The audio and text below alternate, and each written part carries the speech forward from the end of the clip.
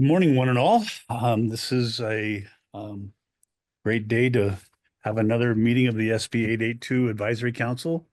Wanted to be able to call this March 2nd, 2025 meeting to order. Madam Parliamentarian, would you please call the roll to establish a quorum? I will. Thank you, Chairman Frazier. I will call the roll and answer present or Chair Frazier. Present. Chair Frazier is present. Vice Chair Zuniga. Present, and I need to fully disclose that I do have my disabled son with me at home today. So if I do step off, I am listening, but I may not be on the screen. Thank you. Member Brazil. Member Brazil. Member Brazil is absent. Member Brown. Present. Member Brown is present. Member Burt. Present. Member Burt is present. Member Libero. Present. Member Libero is present. Member Petarudu. Present. Member Petarudu is present. Member Phillips. Member Phillips. Member Phillips is absent. Member Tingarides. Present. Member Tingarides is present. Members of the council, there are 9 members on the advisory committee and the number required for a quorum is 5. There are 7 members present. A quorum has been established. Thank you, Madam Parliamentarian. So we do have a quorum. I just wanted to begin and again, once and all, thank each and every member of the council, not only in your work with the council, but the work you do supporting the community in all your capacities. This is a volunteer position that you all have taken on so graciously, and I'm looking forward to a fantastic outcome that as we work together to improve the interactions between law enforcement and the mental health and IDD community. And so with that, I also wanted to include, I had been made aware, and we won't speak of this because it's not agendized, but I was made aware of the Sacramento County Sheriff's Department will be not engaging in crisis intervention pursuant to a recent decision. And I'd like to be able to agendize that at a certain time because I think it's very critical to what we're doing. And I'd like to be able to get an explanation why Sac County Sheriff has determined that they are not going to do that. And what is their plan B? What are they doing in lieu of responding to these calls that we're basically working on right now? So, love to be able to have staff be able to give us some kind of a presentation or a heads up of what's going on. And I have reached out to Sheriff Jim Cooper, haven't heard back from him yet. And so just wanted to bring that forward because I think it's relevant to what we're doing. So with that, we're going to move on to our second action item, item number 20. Chair Frazier, Yes.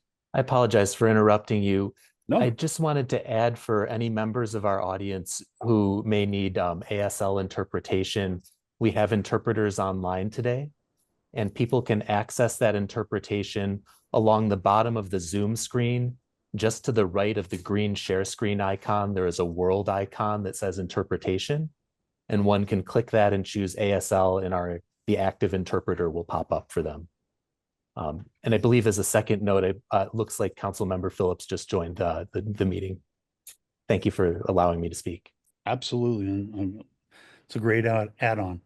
Welcome, Councilmember Phillips. Love to see you here.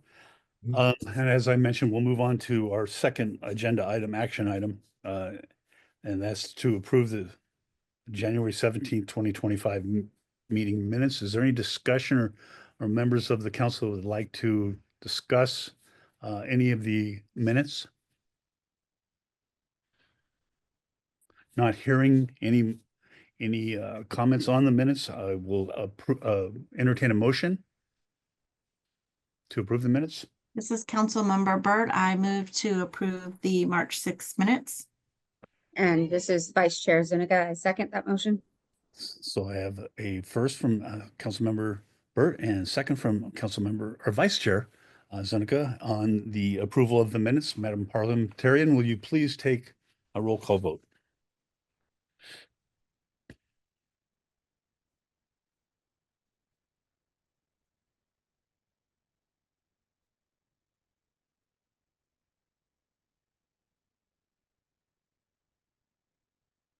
We might be having. It looks like they may have some technical issues. This is Dag Ben Conway. If it's okay, Chair Frazier, I'll step in and take the roll call vote. Yes, would you please? Thank you. Certainly. And I apologize. I'm going to go in the order on my screen, so I apologize. Oh. You can hear us now? Yeah, we Can can you hear hear us.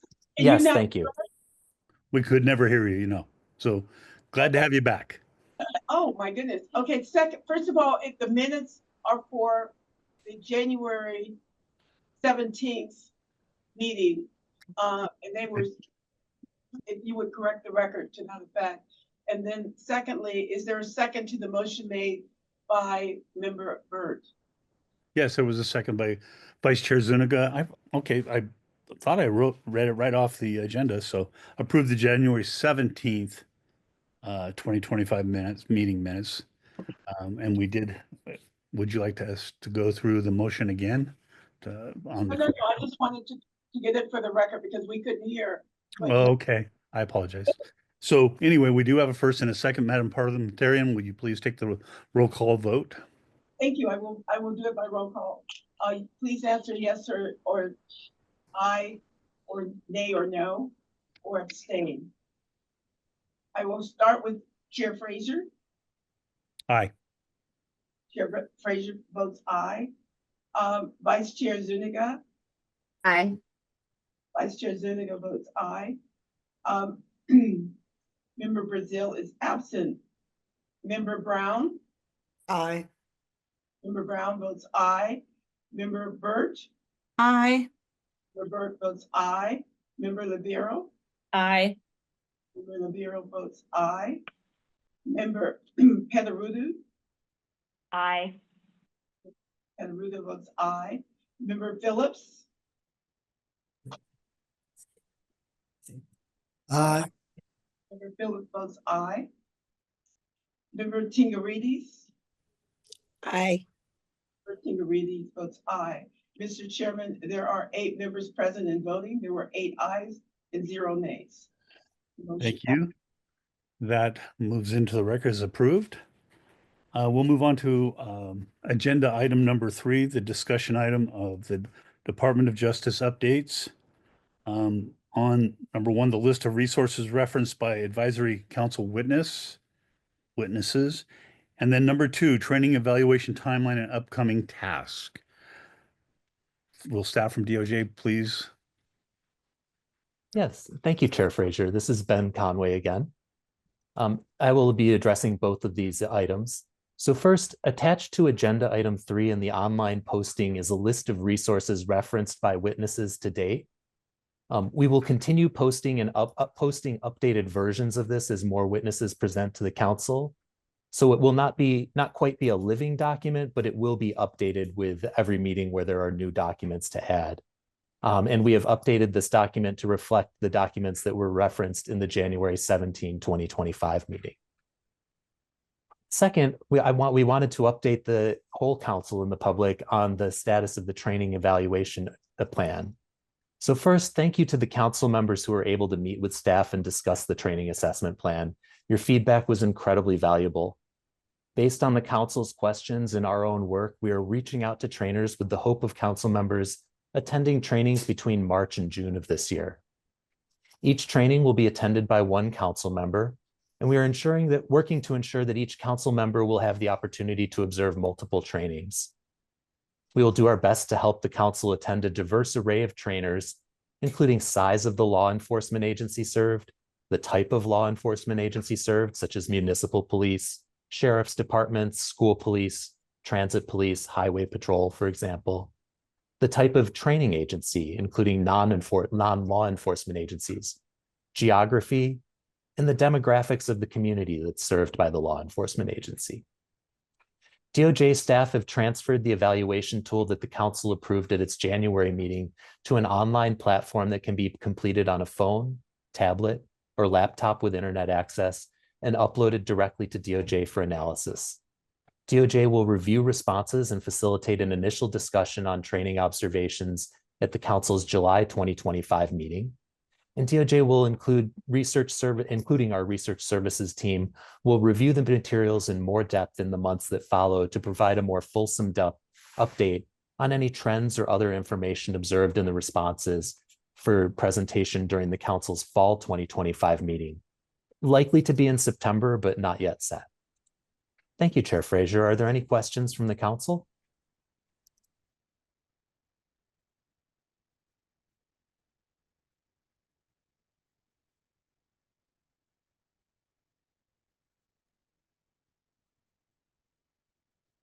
Seeing and hearing no questions from the council. Thank you, Ben, for bringing that forward. We're going to go ahead and move on to number 4 on our agenda, which is public comment. What I would like to do is, in the past, we have left it open and kind of waited to see if anybody would come on, but with the council's approval, I'd like to be able to if there is limited amount of public comment, then we leave it open and also be able to refer back if somebody does come in online while we're doing our agenda.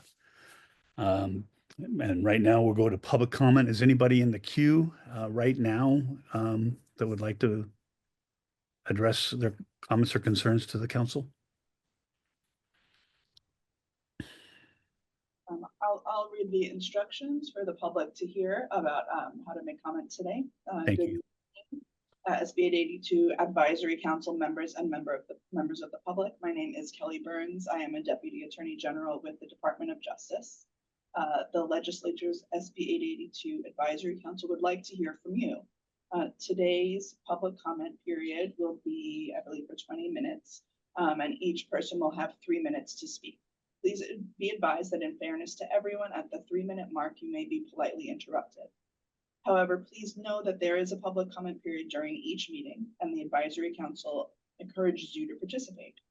In addition to or in lieu of making comments today, you may also submit written comments at any time via email at sb882@doj.ca.gov. We do have an in-person commenter, we have one online.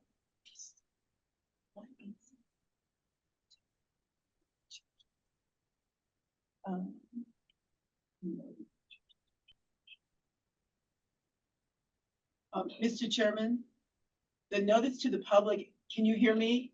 Yes. Okay.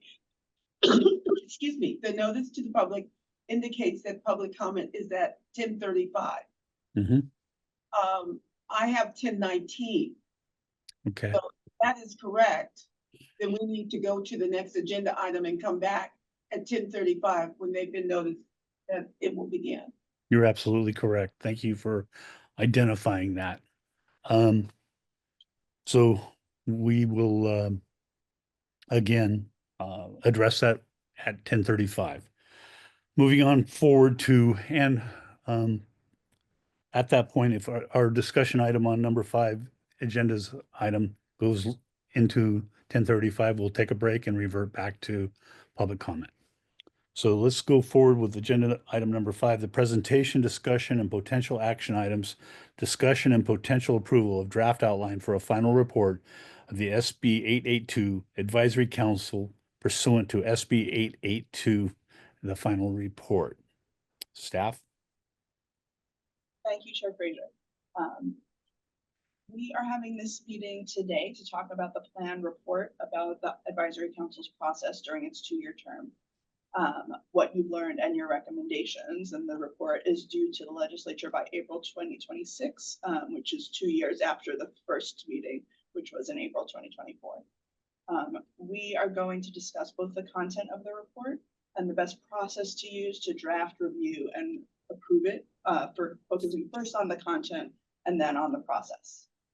So as far as the content, and the content will be agenda item number 5, the process will be agenda item number 6, and some of them might have some subparts. The whole idea is to make sure that both that the council has space to talk about what you'd like to be in the report, how you'd like to do the report, and that we have the motions that we need to have so that everyone has the authority to do all the parts of that to keep it moving. So as far as content goes, DOJ has produced the draft outline that we've shared with you all and with the public. This is a draft in order for us to have something to bounce our conversation off of. So I just want to clarify, the report belongs to the council. DOJ developed this draft. We're here to help you. And you should feel empowered to make whatever changes, whatever size of changes, whatever number of changes you want, because this is just a sort of discussion tool for you all. I'll first review what is in what we have, and then we'll have space for you all to discuss how it should be different or the same as it is.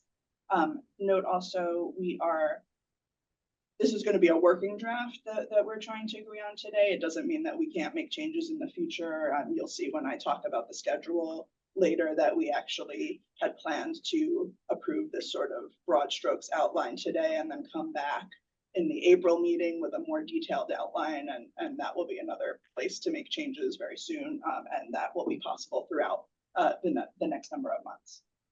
So this is just somewhere to get started. So here, you all have received this, and the public should have received it with the notice of the meeting.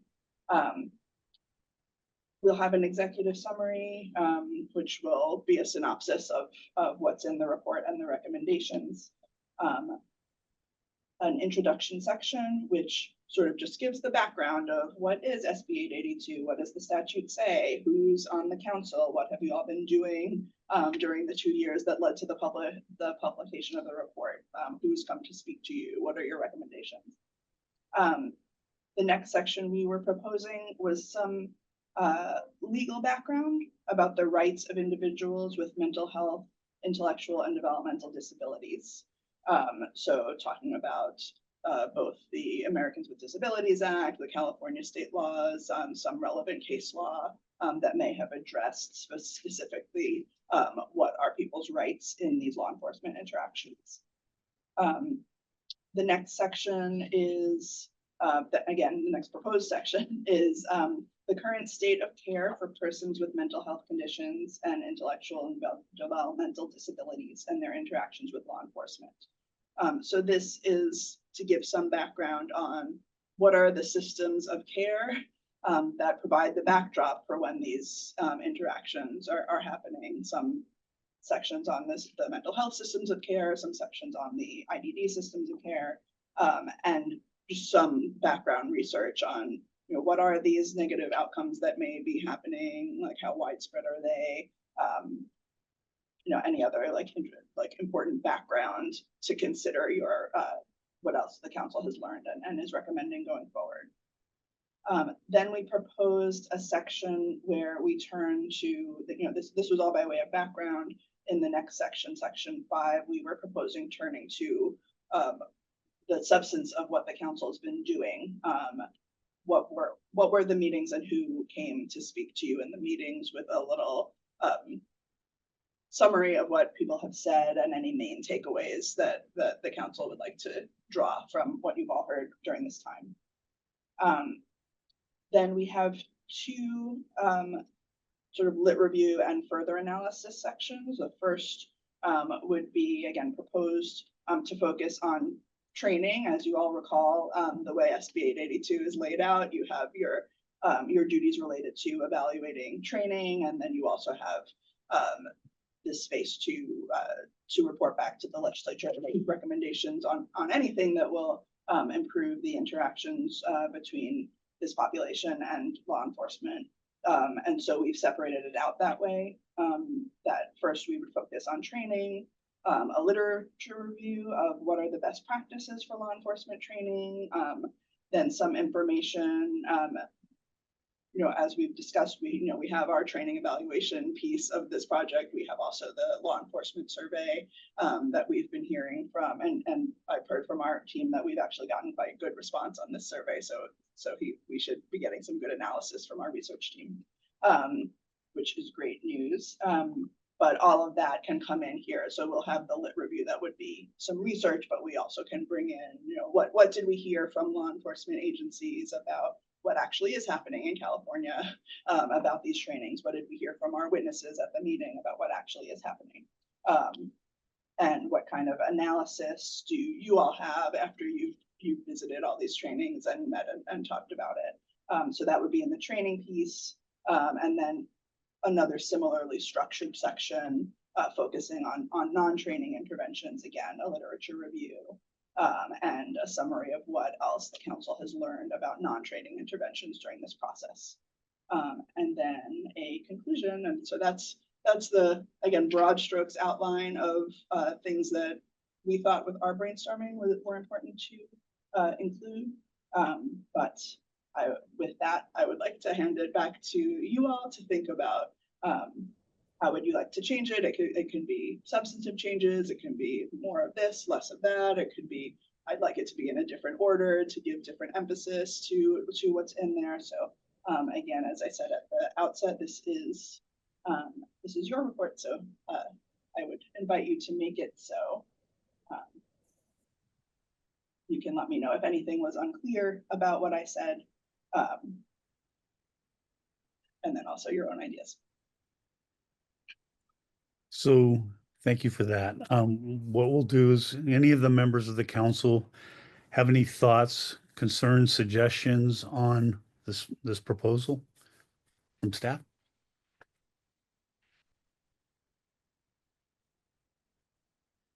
I see Councilmember Burt's hand. Please share. Thank you, Chair Frazier. I had a few points, and I think most of them are under section 4. When we're talking about overview of the systems of care, my personal opinion would be that we also indicate that not all systems of care may be available in all geographic regions, or that there may be barriers to those cares. For example, calling a mental health hotline in some counties has a deputy responding versus an actual mental health provider, while other cities may have a specialized team that can go out to that area. So I just want to make it clear that we're not assuming that the entire state has the resources in certain areas. Another point, I would like that for us to include a section about suicide, because when families talk about crisis situation, and this is something I've learned, and I'm definitely not going to speak for all the law enforcement agencies, but many agencies, in my experience, will not come out in a case of suicide. So I would like more information if that's really true, because if we're talking about crisis situation, I think we need to let legislators, family members, and other providers know what the policy and procedures are, so we don't set ourselves up for false expectations. Thirdly, and I don't know, this would be going under training, and I think we've already looked for this. If there's any research on online versus in-person training, especially for law enforcement and the first responder community, if there's a more effective or less effective way, or if it's the same, I would like to see all those things included. Thanks. Thank you for those thoughtful comments. Any other members of the council would like to bring forth any suggestions or thoughts? Yeah, this is Councilmember Tingarides. I just want to echo the last comment. There is a huge difference as it relates to response with law enforcement and clinicians, depending on the type of call and safety for those clinicians. And oftentimes there's an assumption that law enforcement won't get dispatched to incidents like that, and that a clinician will respond without law enforcement. However, what we found, especially in Los Angeles and with the LAPD, is that a clinician will not respond unless that individual has been detained and safely taken into custody, and then us handing that individual over to that clinician to ensure that they get the proper care that they need.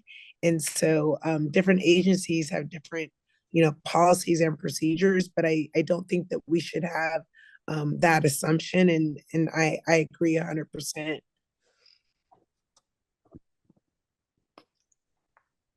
Thank you so much for that. And again, I think one of the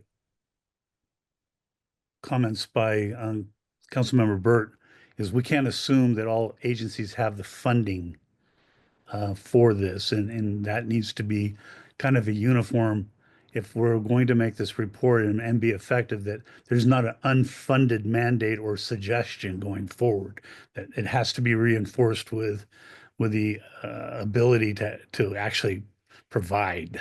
And so that's something I think is very, very indicative of what happens generally in these reports, is we create this suggestive terminology and it becomes a mandate, but they don't back it up with funding. And so I think that's one of our key notes we have to emphasize in this report also. So thank you for that. Any other thoughts from our council members? Good morning. This is Councilmember Petarudo. I like the outline a lot, and I wouldn't change it necessarily, but maybe just, I guess my thoughts pertain to adding some subsections to it. In regards to section 4 also, I think I want to make sure that we are distinguishing between mental health and intellectual and developmental disabilities, because the resources that are available are not going to be the same for both. For example, we have the regional center system for individuals with developmental disabilities. That's not going to be available for someone with a mental health issue. They're not mutually exclusive. We may have someone with both, but I think it's important for us to make that distinction because the systems that serve the individuals are different. And so I would just want to make sure that that's something that we're clear about in the report, and that we're not kind of just lumping the two together. Thank you. No, that's a great point. Thank you for bringing that forward. As you mentioned, there are individuals that are dually diagnosed, and then, they have the advantage of not being categorized in either one. They can utilize both if necessary, but you're absolutely correct. And I appreciate that comment. I have Any a- members? Oh, Yeah. LeBaire. Thank you. Just a couple quick comments. Under section 4, overview of the systems of care, wanting to make sure that would also include education or training programs for individuals with disabilities or mental health conditions related to safety or interaction with law enforcement. I think that would be an important aspect to include. And then under the non-training interventions, will this also include voluntary registry programs that we've seen, like the Blue Envelope program, and any possible data or research around the effectiveness of those? I'd like to see that. Well said. Thank you. Any other thoughts or suggestions from our council? In addition?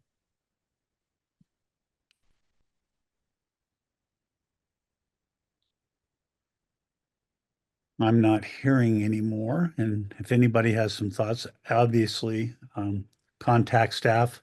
If you have thoughts afterwards that kind of ring a bell, and you say, oh yeah, by the way. So they're wonderful about accommodating our thought process too. So I would then say I think we need to do a motion, don't we, to adopt? We do, I'm noticing that it is 10:36.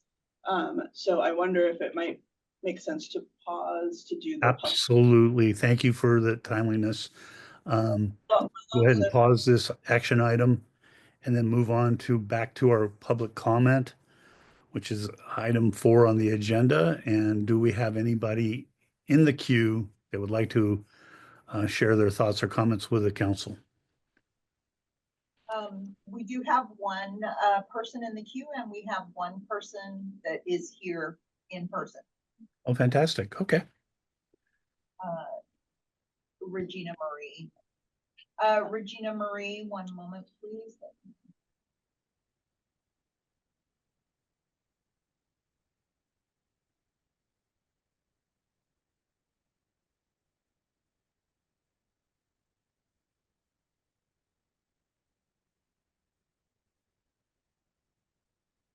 Okay, Regina Marie, you've been unmuted. You now have 3 minutes to speak.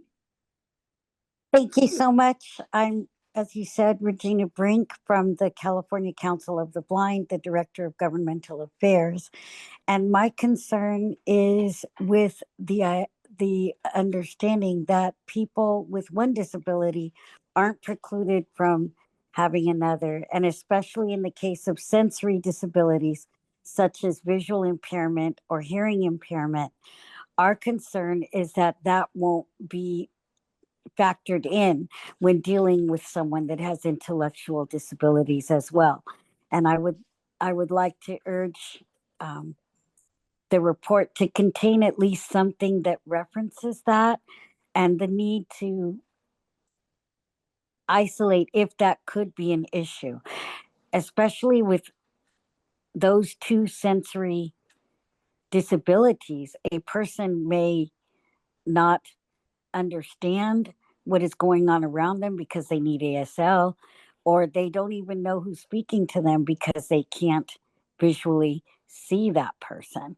And often it's perceived as non-compliance or, confusion or just ignoring someone. In Sacramento, we did have someone that was hearing impaired, and they tried to get his attention, and he is no longer with us because they didn't know he had a hearing impairment. And so those things do need to be considered when looking at the whole person. And I would like to thank you for your work and also let you know that we do support this 100% as an organization, and we think it's long overdue. And lastly, I will say that I am very disappointed that the Sacramento Sheriff's Department has made such a decision. And I too would like to know what is the thinking behind that. Thank you for raising it. And that's all I have. Thank you, Thank you for your comments. Can I just check? I want to make sure that I'm not missing someone online. We had an advance request for someone named Jessica Kramer to make a comment. Is Jessica Kramer on the line?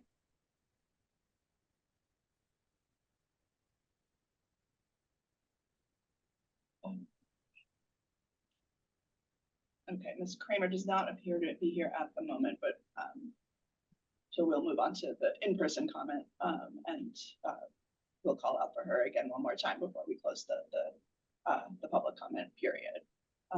Moving on to the in-person comment. Hi, good morning, everyone. My name is Tanya Moragetz. I serve as the Deputy Director of the State Council on Developmental Disabilities. I am sharing some recommendations from my team that does extensive CIT and LD37 training across the state.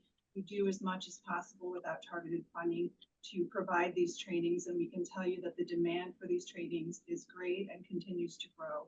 We have some recommendations, including the inclusion of the 5th category.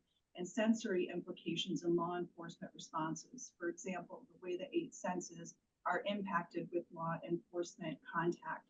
Vestibular processing may mimic signs of intoxication, and other examples are helpful to first responders. We also recommend the inclusion of co-occurring disorders and additional resources such as safety net resources. Tied to this is an opportunity for continuous collection of innovative resources and best practices for the field of practice.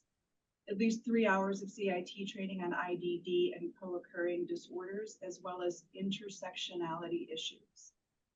Securing funding for diverse self-advocate co-presentation is also important. As reported by many attendees, these co-trainers are one of the most meaningful and memorable elements of the curriculum. It can be challenging for individuals with disabilities to attend and prepare for this training, arrange for travel, etc. Self-selection of CIT officers. I've heard from first responders who became officers after they witnessed the positive impact of training. Peer-to-peer examples and testimonials are highly beneficial. And lastly, for your consideration, I would like to suggest the addition of CIT International Committee and California CIT member Yolanda Cruz to the SB 882 Advisory Council. I have more information tied to these suggestions, but wanted to stick to my 3-minute limit. My apologies if some are redundant. This is my first time participating in this advisory body to give witness and comment. Thank you so much for your comments and attending in person. Were we able to catch up with our advance public commenter?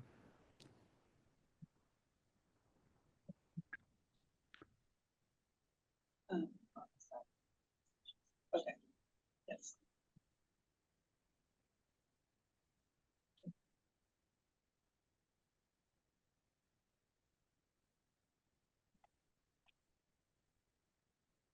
Chair Frazier, this is Dag Ben Conway. I'm Mhm. just looking at the attendee list and I don't see anyone matching the name of the person who requested to be called on as a reasonable accommodation at this time. Okay. Although I defer to Kelly, of course, as the runner of this meeting. Okay, I'm gonna ask for staff's suggestion or counsel on this. We have about 12 more minutes of public comment open. Should we go to the remainder of 5 or take a quick break and come back at 10:55? It's whatever the council wishes. I mean, you can go to complete number 5. Okay. I just didn't want to step on anybody's toes. There's no one in the queue at the moment. Okay. So what we'll do is backtrack to item number 5, which was an action item, and we did get the presentation. And that action item is a presentation and recommendation of DOJ staff to approve draft outline of the final report and delegate authorization to DOJ to edit outline as needed with approval of the chair and vice chair. But what I would like to do is also in this capacity include the comments from council and also public comment, which I think are relevant to the motion, which I would hope that we could have a motion and a second to that action item. Chair Frazier, we actually do have the ability to share the screen. I believe Dag Conway should have a document that you can all see that we can add the things that were discussed today, and then the council can vote on the outline as amended today. Okay. And then you can see what that actually looks like so that you know what you're voting on. I like that. Thank you so much.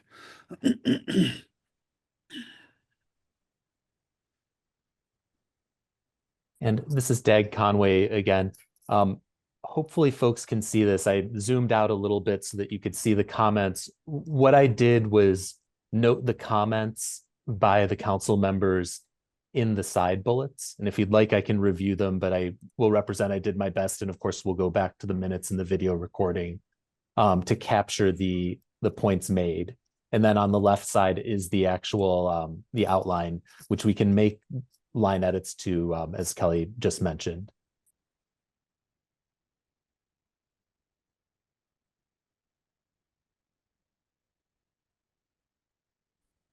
And if it would be helpful, I'm glad to read through the comments or just give folks time to read them themselves. And please let me know if you'd like me to scroll down.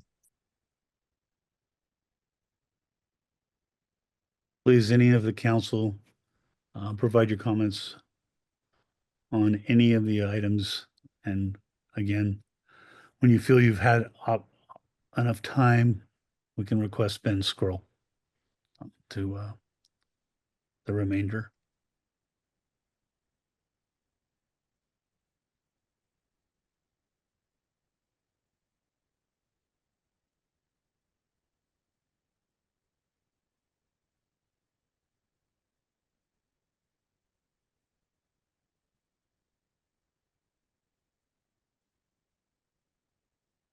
Does the council feel comfortable with scrolling to the remainder? Yes.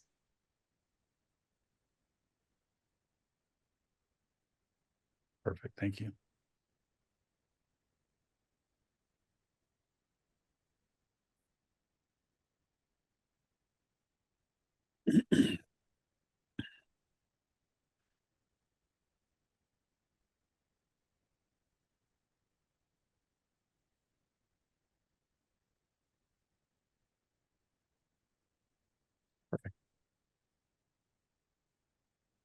I'm sorry, hopefully it's clear. There's a little bit of shorthand in the comments. MH is mental health. IDD is intellectual and developmental disabilities. And LE is law enforcement.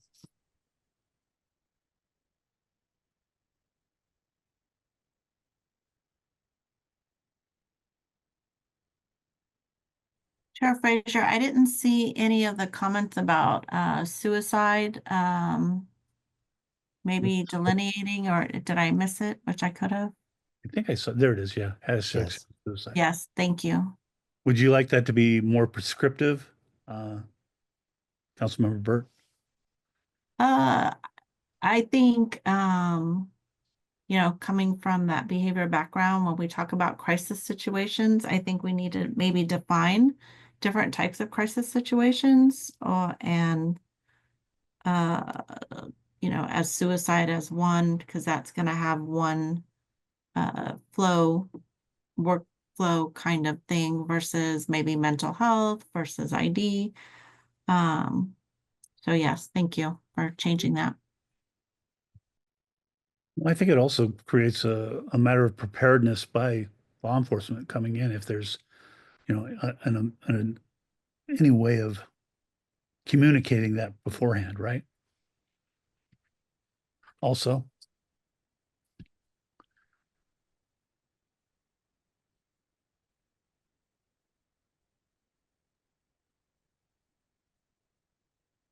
I think I'm good. How about everybody else? Because I can rephrase the request for a motion. I can make the motion. This is Vice Chair Zuniga. I motion to approve the outline as presented along with the amendments that were recommended from the council members as well as the public. Second.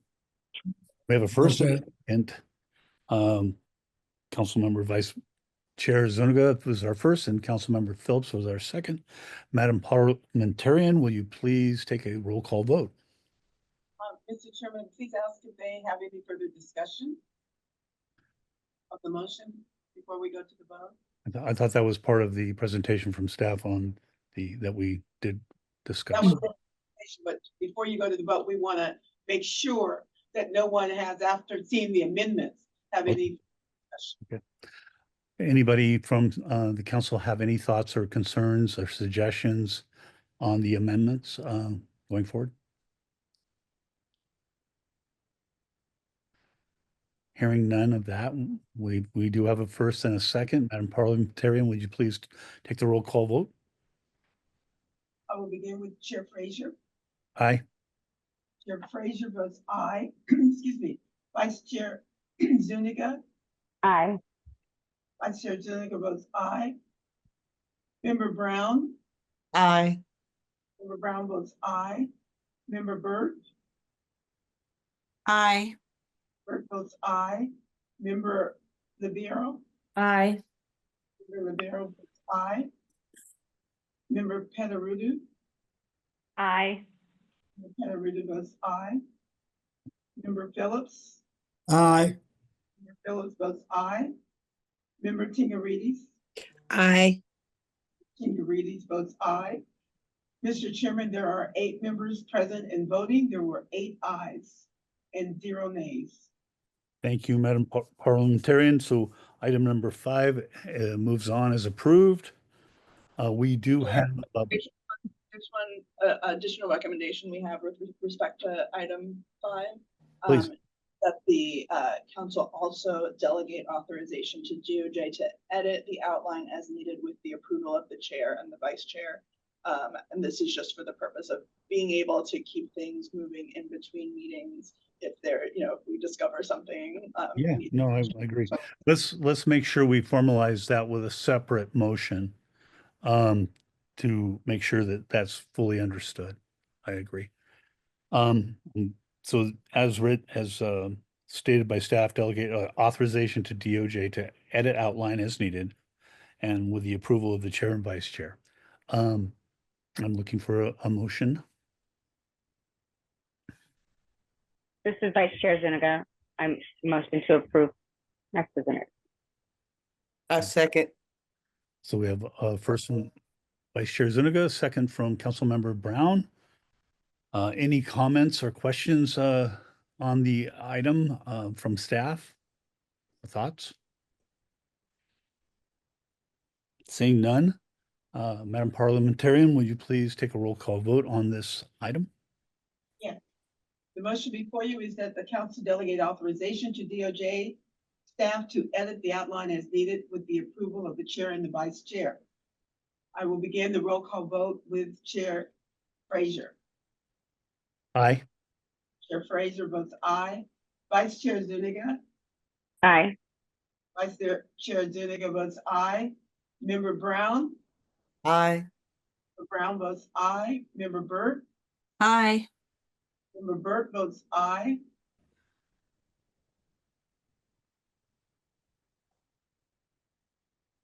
Member Libero. Aye. Member Libero votes aye. Member Petarudu. Aye. Member Petarudu votes aye. Member Phillips. Aye. Phillips votes aye. Member Tingarides. Aye. Member Tingarides votes aye. Mr. Chairman, there are 8 members present and voting. There are 8 ayes, 0 nays, and 0 abstentions. The motion passes. Thank you so much. My motion moves on and passed. We have about 1 minute left of public comment, but I will move on. I want to just check back in to make sure that we're nobody in the queue for public comment before we move on to item 6. Okay, seeing that we don't. Gotcha. Maybe we should wait the 1 minute and then I can read the closing statement. Yeah. To dot all our I's. Let's do that.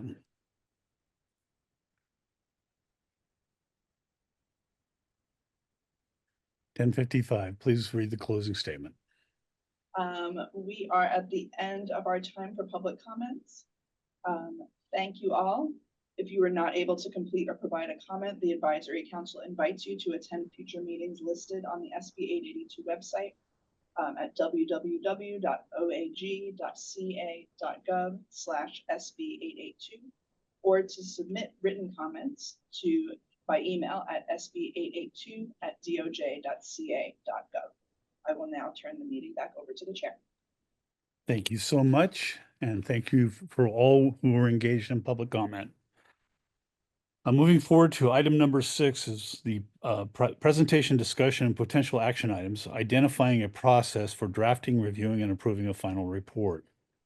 This is going to be an action item, presentation and recommendation by DOJ staff to approve a proposed schedule of drafting, reviewing, and approving final report, and to delegate authority to DOJ to adjust the schedule as needed, subject to approval of the chair and vice chair.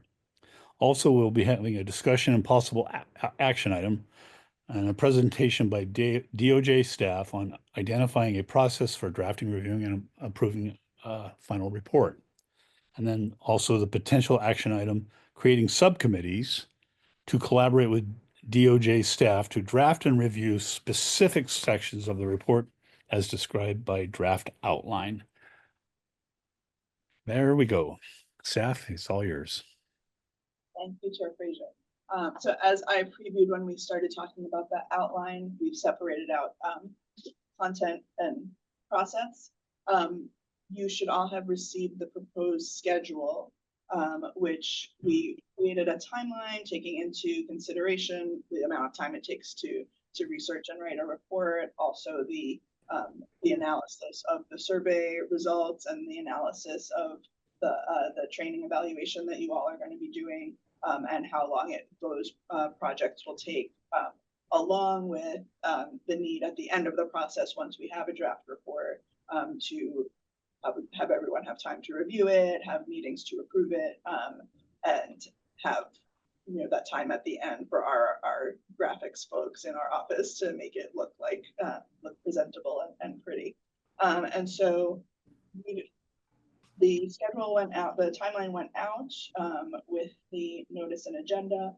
I'll just highlight some of the key points in it. We've put in council meetings where we'd recommend it would be good to have them in order to discuss different stages of the report or to receive information about these different analyses that'll be coming in. So we flagged the April meeting that we already have planned, the July meeting sometime around July, sometime around September, sometime later October, sometime January of 2026, and later in February of 2026 to get things closed up. And I'll highlight a few things that are the reasons for spacing it out that way. April, we'd hope to do some work and come back with a more detailed outline to discuss in more detail with the full council. In July, we could actually be looking at some drafting that has happened, looking at some actual narrative and weighing in on that. In the summer, we would be getting survey analysis results from our research team that the survey subcommittee would be looking at and would be incorporating into the report. So we'd want a chance to discuss that around September. And then in the fall, same thing with the training evaluation. We'd be expecting to get some analysis back from our research on that and be able to incorporate that into the report to be considered in a November meeting. Then would be the time that the report is pretty much looking like it close to the way that it should, and also is organized in a way that the council can start thinking about what do you all actually want to add to the legislature. So we'd project to have time in the January meeting to really dig into that and think about what do you want to recommend? How do you want to say what your recommendations are? Then edit the report accordingly to have it reflect that. Have a council meeting to approve the final version of the report around February. And as I noted before, the publication is due in April. The time between February and April would be those things that I highlighted that would need to happen. Doing the layout, like doing the proofreading, all of those things that are the last stages of a publication. So we've shared this to, and then obviously to have a closing meeting in April to share and celebrate all of that. So I just wanted to put that out for the council's consideration. Hopefully you've had a chance to look at it and think of, are there any milestones that we've missed or any conflicts that you know of that would interrupt this schedule from going the way that we laid it out.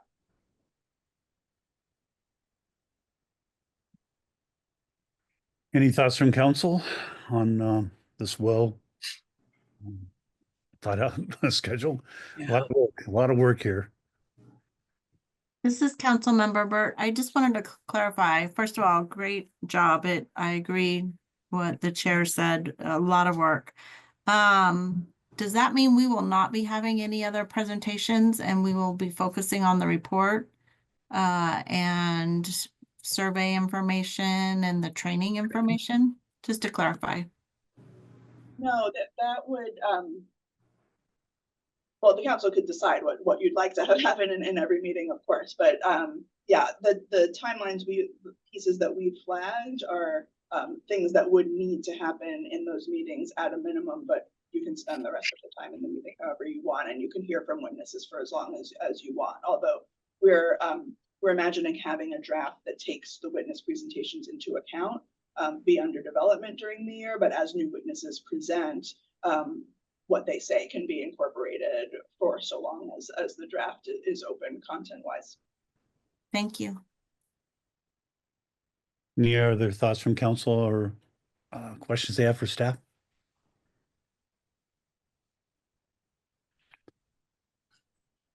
Not seeing or hearing anything. This being an action item, and again, want to make sure that everybody has had an opportunity to talk to staff or share their concerns or thoughts. And again, anything that does come up that might be a conflict later on, and this is a working document, okay? This is something that we can adjust to everybody on the council's schedules and whatnot.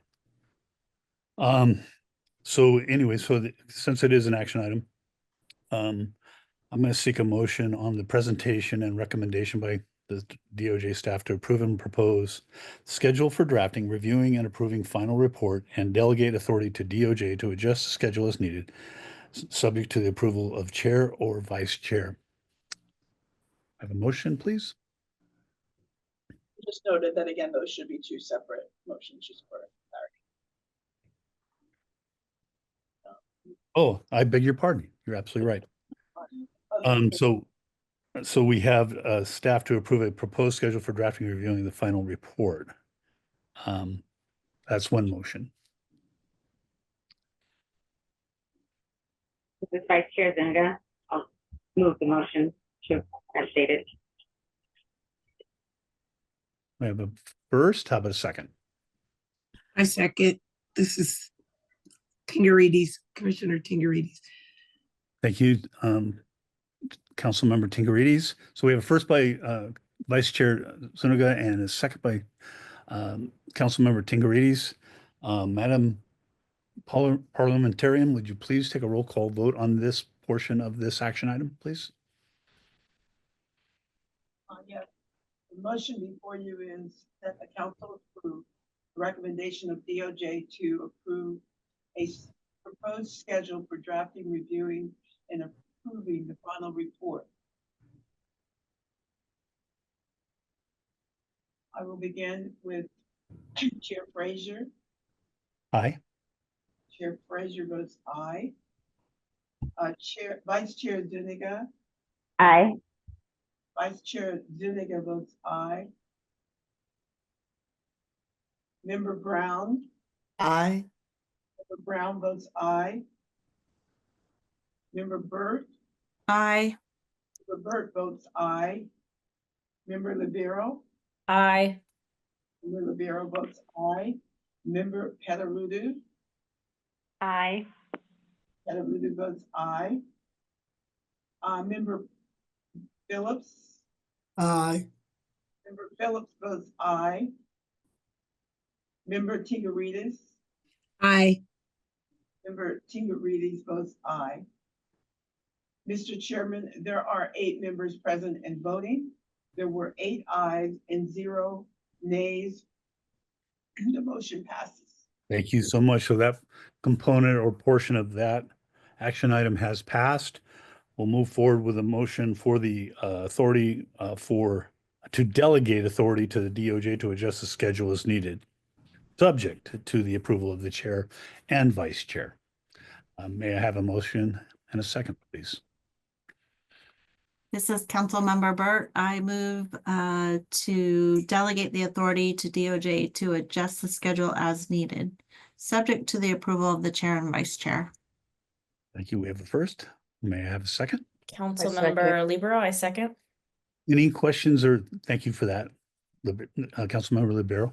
Any questions or comments before taking the roll call vote? Thank you.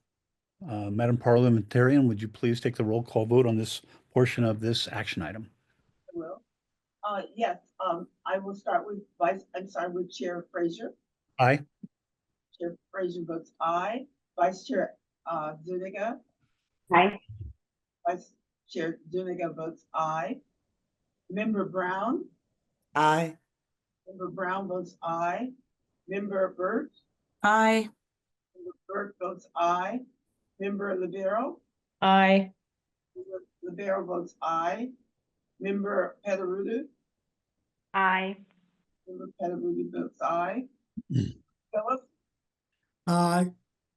Phillips votes aye. Member Tigarides. Aye.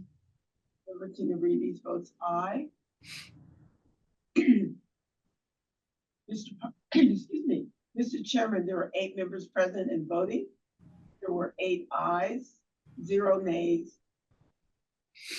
Yes. Thank you for that. So that portion of that action item has been moved forward and passed.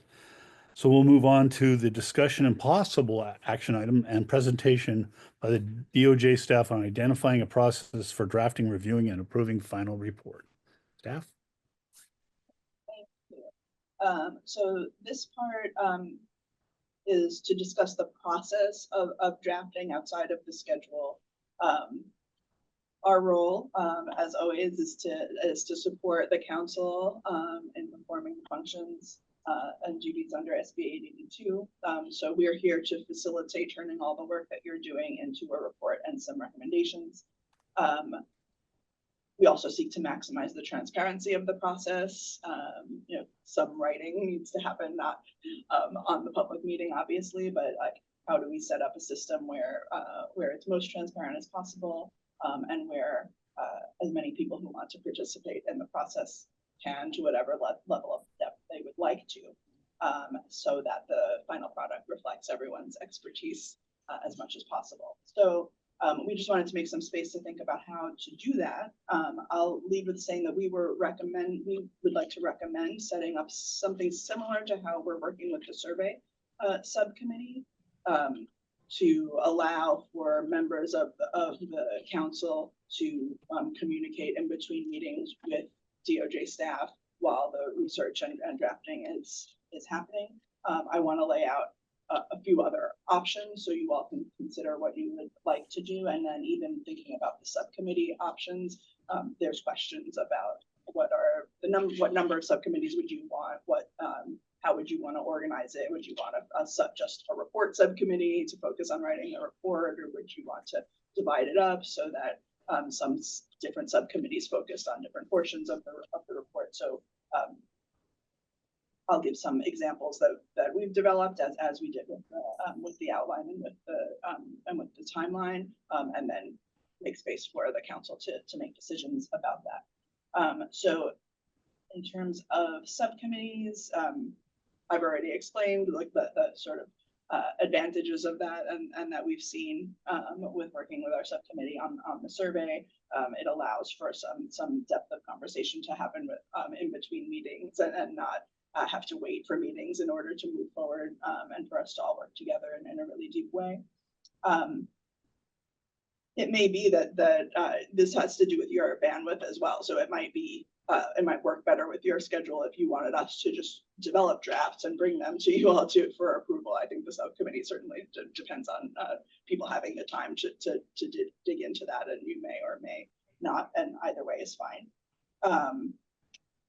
There's also the possibility of kind of dividing it up and having different people, both from DOJ and from the council, take sections to draft and bringing it back to the council. That itself may need a subcommittee in a way to make it happen, but again, can think within the subcommittees about like how much they're for editing versus how much they're for drafting and research. And other ideas are definitely welcome. Those are some thoughts that we had. But if someone has a really good idea of how a really effective way to work together to make the report happen, there is space to bring that out. Why don't maybe we should talk about that piece of it first, and then if you are all feeling like subcommittees are something that you want to do, I can at that point present the ideas that we generated for what might be some of the ways to organize the subcommittees. Any thoughts from council at this point?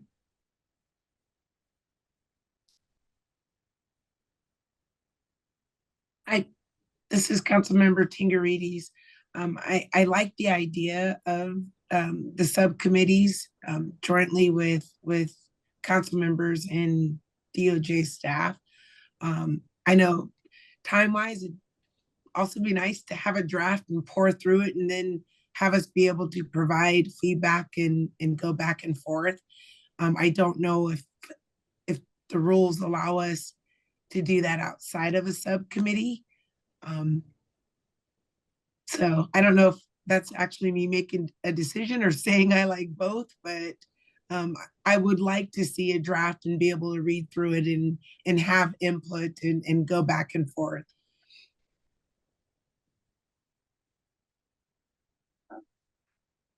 Yes, and if I can, I think implied in what you're saying, there's a question about about like, do I have to be on a subcommittee in order to have that involvement? And you don't, like, as I suggested, the council could delegate for DOJ to produce a draft that we bring back and the council reviews. And even if we did subcommittees, I think the difference there is really just, is DOJ creating a draft without members being part of the discussion, or with members being part of the discussion? If we had a subcommittee, I think the vision would be that the subcommittee would create a draft and would bring that draft back to the full council to look at and provide edits at that time.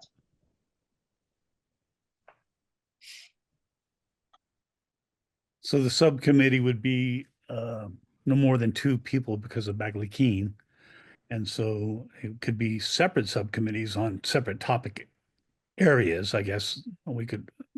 But then it starts getting complicated because then DOJ has to work with this subcommittee, myself, I like the idea of being able to everything be collated by the DOJ staff, and then we can actually then drill down and get in the weeds. Would we like this component? Would like to add to that component, and that be an ongoing process with the report as we go through our schedule. And I think Councilmember Tingarides, I get exactly what you're saying.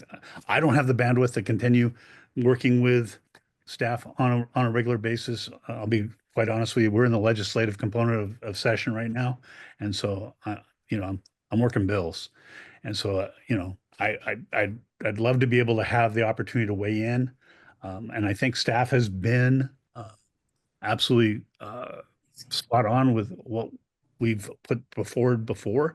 But also, I know that when Councilmember Libero was on a subcommittee, it was phenomenal, the outcome. So, there's a balance there. And if there's somebody that would like to work with DOJ staff, I think it should be an opportunity, because every one of you are experts in your field, and I appreciate you.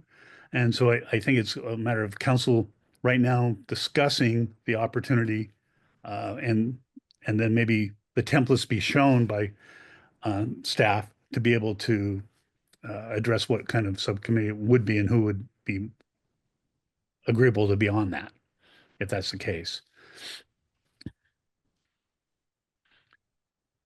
And I know I said 2 different things, so,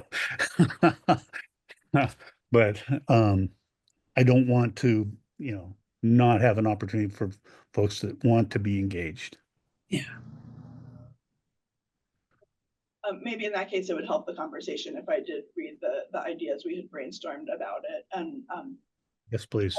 Thought that I had while I was listening to you talk is also to think we would need to make the subcommittee today in order for we're aiming to present a detailed outline at the next meeting. So for the subcommittee members to participate in developing that outline, we would need to create the subcommittee today and start work on that. That doesn't mean that we could not create that structure in the future. Like if we come with the outline and we don't have subcommittees, and then in the process of looking at the outlines, a member decides, oh, I actually would really like to be more involved at this point. It would be possible to make the subcommittee at a later date as well. It's just that it will need to be created now in order to participate in the very first pieces of fleshing out the outline. So that said, I can read to you the ideas. What we had thought is that certain report sections wouldn't really need a subcommittee, like the introduction and the legal rights. I think our office is better equipped to lay those out and present those to the council anyway. And sections that are focusing on the summary of the council process, I think there's certainly a discussion to be had about what's said about it, but it's not a big decision about what's in and what's out for those sections. So we thought those likely didn't need a subcommittee, but potential subcommittees could be one to focus on the system of care and scope of the problem of law enforcement interactions with people with mental health and intellectual and developmental disabilities. A subcommittee could focus on training in particular, or a subcommittee could focus on non-training interventions in particular. We could have all of those subcommittees. We could have only one. We could, as I said earlier, there could be just a generic report subcommittee just to discuss the entire report with us in between meetings. Or it could be that there's a topic that any council members would like particular attention given to. And so you could pick topics that whether like maybe someone's very interested in youth issues, or maybe someone's like specifically interested in corrections. So I think those are some that we have batted around, but like any more thematic topics like that would also be possible. And any ideas that you have. So one of the items that I don't know that we've addressed it, but in light of the recent occurrences down in LA with the wildfires, I mean, with an interaction with the population that we're looking to help in both facets, I mean, we're talking about interactions. I mean, there is a interaction that occurs when there's an emergency also, not just so much as a crisis, right, or a call, but also being able to save one's life in a catastrophe or whatnot. I don't know if that's relevant, but I just thought about it as a part of or a facet of the what we're doing. It is an interaction. And Councilmember Tingarides, please, I mean, what are your thoughts on that as far as in addition? You're on mute. I'm sorry, Councilmember Frazier. I want to make sure I understand your question. Do you mean as it relates just to like exigent responses? Yeah, I mean, say we have a crisis up, we had the wildfires and first responders are coming up there to be able to be helpful, and we have issues with sensory or people that are reacting in a way that's might be counterintuitive of how to help them, right? And so I'm wondering if that's a part of an interaction that we should be discussing, in that kind of situation. And again, I don't know if it's relevant, but I just thought in lieu of what we just had occur in LA, yeah, is there something, is it a proper component of what 882 was talking about? And I completely get your question, and not sure if it is specific to 882, but what we could do is potentially maybe in the draft have a section of co-response to community critical incidents, and then maybe have some suggestions as it relates to law enforcement intertwining with grief counseling or intertwining with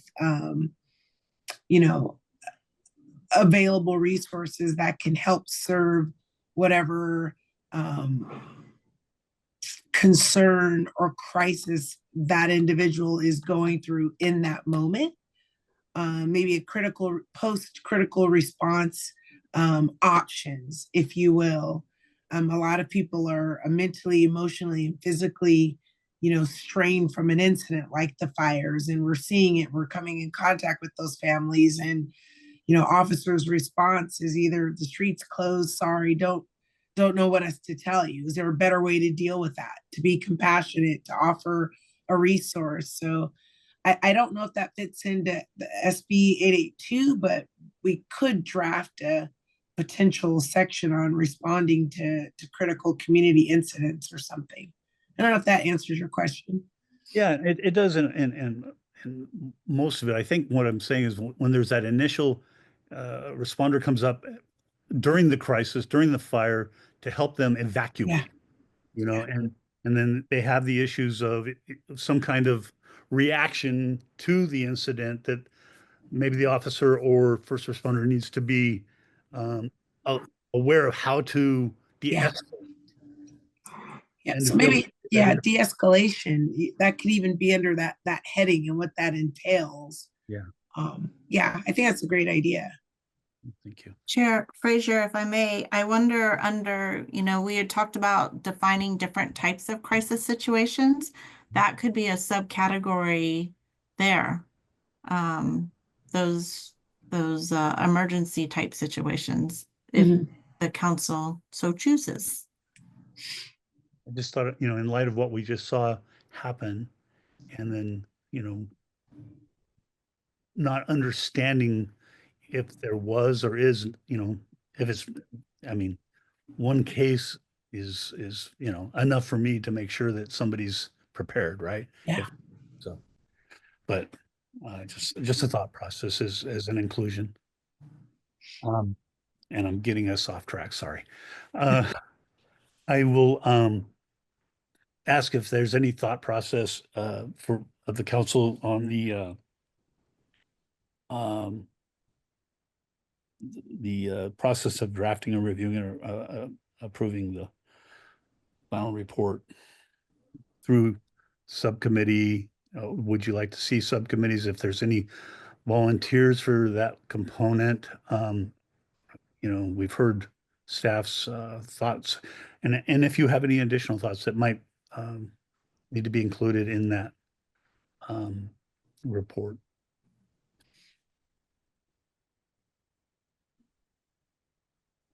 May I ask, I am serving also on the survey subcommittee. How much work is left on that subcommittee before committing to a new subcommittee?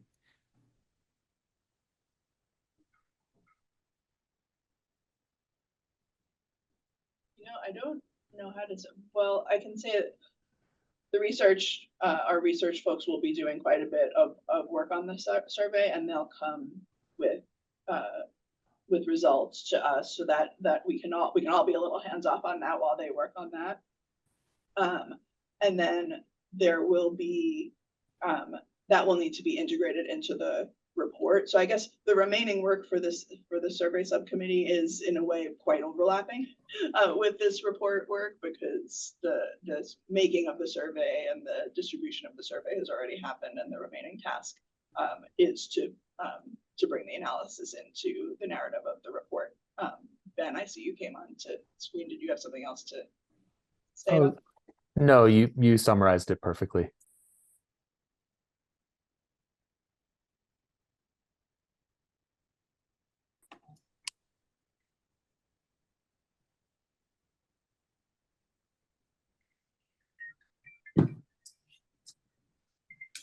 So would anybody care to be part of the subcommittee for that purpose.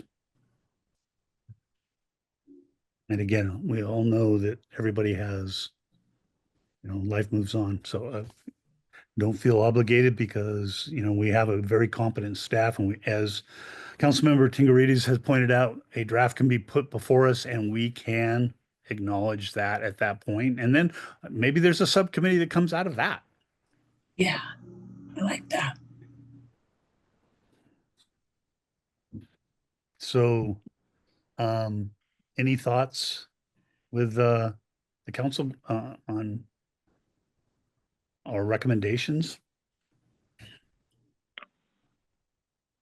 I would agree. I like the idea of allowing staff to put together a draft for us to take a look at. And then if we feel like there are certain areas that we really want to kind of dig into a little bit more, maybe we entertain subcommittees at that point. But I agree, we have a great team working on this that I think are very capable of giving us a good draft to start with, and then go from there. So would that be a motion? Sure. Let's see if I can formulate it properly. I would move to authorize staff to prepare a draft report and bring it to the council for consideration. Did I cover it? Yep, you did. All right.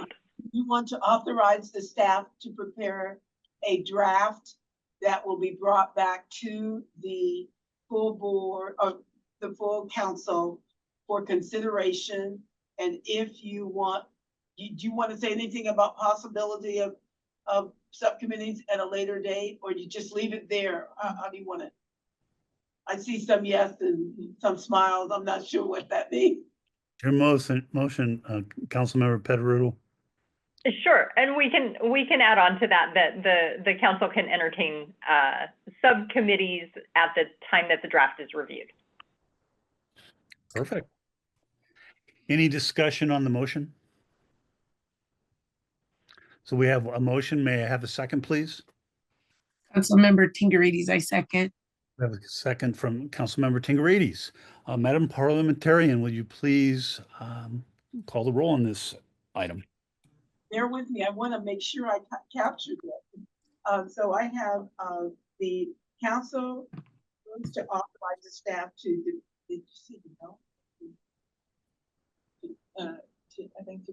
To develop a draft and bring it back or to the full council for consideration. And at that time, we'll consider subcommittees. That's correct.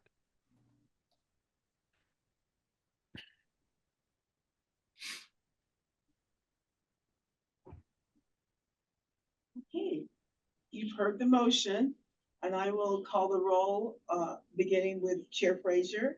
Aye. Chair Frazier votes aye. Excuse me, Vice Chair Zuniga. Aye. Vice Chair Zuniga votes aye. Member Brown. Aye. Member Brown votes aye. Member Byrd. Aye. Member Byrd votes aye. Member Libero. Aye. Member Libero votes aye. Member Pederudo. Aye. Member Phillips. Aye. Member Phillips votes aye. Member Tingarides. Aye. Tingarides votes nay. No, aye. Oh, I'm sorry. Okay. Aye, aye. Chairman, there are 8 members present and voting. There were 8 ayes and 0 nays. Appreciate that motion moves forward as approved by the council. This next one is kind of redundant, don't you think, staff? We kind of did this with the addition of the ability to add committees after reviewing the draft, or am I mistaken? No, we don't need the additional ones were only there in the event that you wanted to create some subcommittees. But I think what you've done is sufficient. We needed to walk out of this meeting with authority to do more work on the report. Yeah, And the next step is we'll come back. We'll be coming back according to the schedule at the next meeting with a more detailed outline to talk about more. perfect. Thank you for that. And well done. Thank you. I think that really kind of nailed down what we're trying to accomplish. So, Yeah. number 7 is an action item on setting the next meeting date for April 1st and 2nd, 2025, and agenda, or alternatively, delegating authority to DOJ to set future meeting dates and or set next meeting agenda subject to approval by the chair and the vice chair. So, And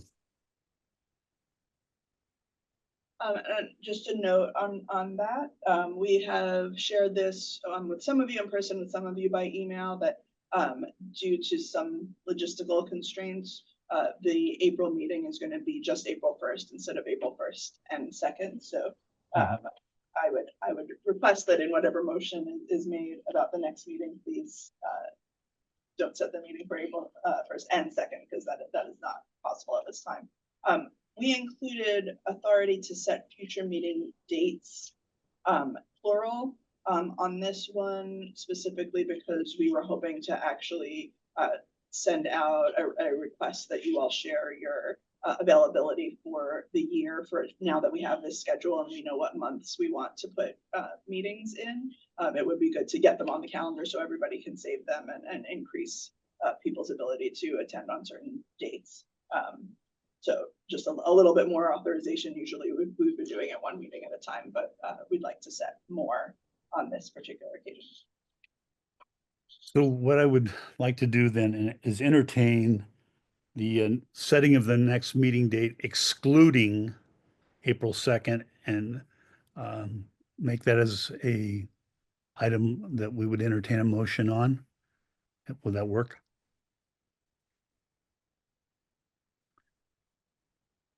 So if that's agreeable, then what I would like to do is entertain that motion first and a second for April 1st as our next meeting, excluding April 2nd, and to be determined at a later date.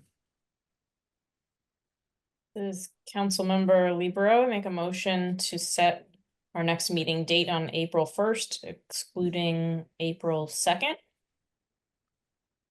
May I have a first? May I have a second? I'll second Member Brown. So we have a first and a second. Any remarks or questions on the motion? Yeah, can I clarify if any of these are going to be in person or are they all virtual?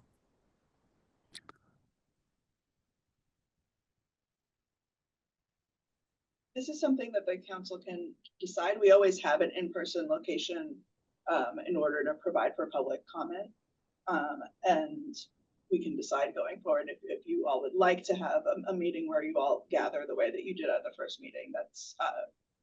That is open. I know where you're going, Councilmember Burt, because I think as we draw down to our dates, it might be, very a very good idea to be able to be in person, to be able to just to get that finalization all in person, and it might be the last few meetings, couple meetings, whatever the council determines, but I see where you're going and I agree. I agree wholeheartedly that at that point, or some point as the council determines. So that being said, any other thoughts or questions on the April 1st and the exclusion of April 2nd as the meeting? Seeing and hearing none, we have a first and we have a second. Madam Parliamentarian, will you please take the roll call vote?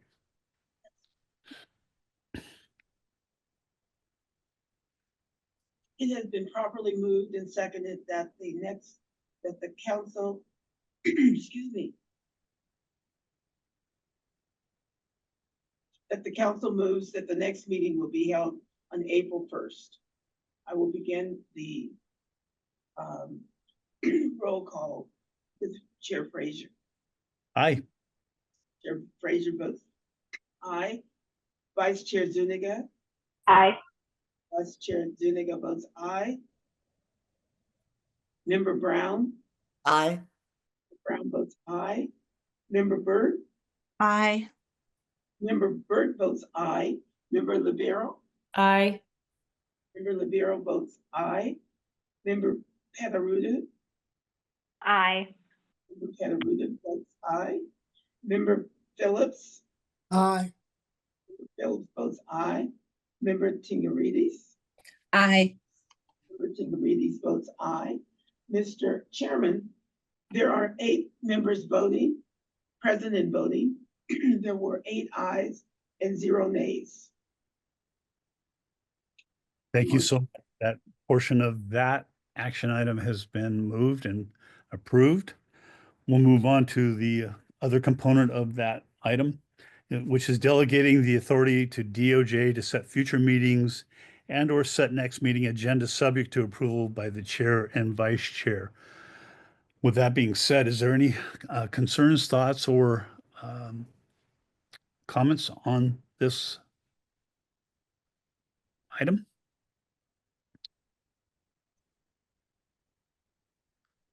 Hearing and seeing none, would the council please, I'm entertaining a motion. First and a second, please.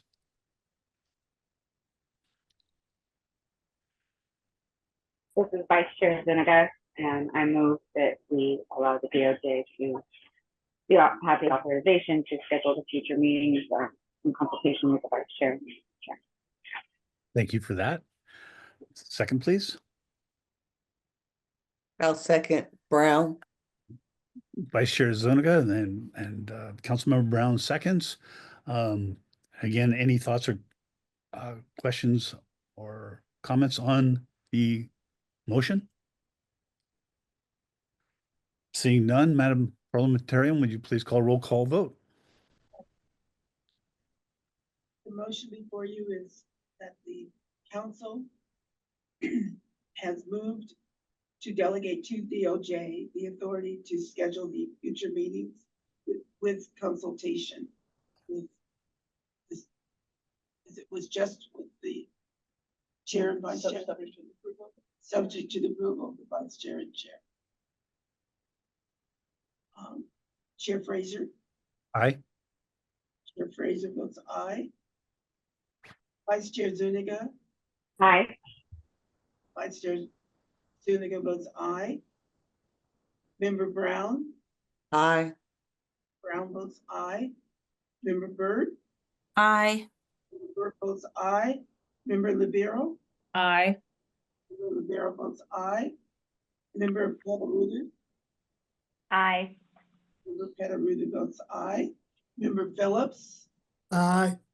Member Phillips votes aye. Member Tingarides. Aye. Tingarides votes aye. Mr. Chairman, there were 8 members present and voting. There were 8 ayes, 0 nays, and 0 abstentions. The motion passed. Thank you for that. With that, that motion passes. We're going to move on to item number 8, and I'm going to be very short because I know we all have lots to do in our day. And I again want to thank you, number one, for your selfless and kindness approach to this and using your professionalism and your expertise. It doesn't go unnoticed. And then also would like to thank staff for their professionalism and taking care of us and making us look good too. So I want to especially thank staff for that. Our public commenters, I also want to thank to be part of that and engaging, and want to thank Yolanda Cruz, who actually gave me the heads up on the Sheriff's Department in Sacramento County not engaging from this point forward. And so I am in contact with Yolanda when she reaches out, and I do address her concerns. So I want that to be known. And our other commenter, which we have discussed the component of the sight and hearing impaired as part of our process early on in this in the discussions with council, and to be part of that component going forward and being addressed. But I would again ask staff, when we do move forward with presentations, I think it's imperative that we include providers and people that work with our community, either in the behavioral end or the IDD end, and bring them in and get their input on how we can actually engage with them and law enforcement and get their input, because I think it's paramount that they are on a daily basis the experts that we're looking for advice from also. And that's the regional centers, provide day programs, whatever we can get to participate is I think very important in the process. And with that, again, thank you so very much. I want to just end this by saying, you guys rock. Thank you so much. We are going to adjourn this meeting and look forward to seeing you on April 1st. Thank you.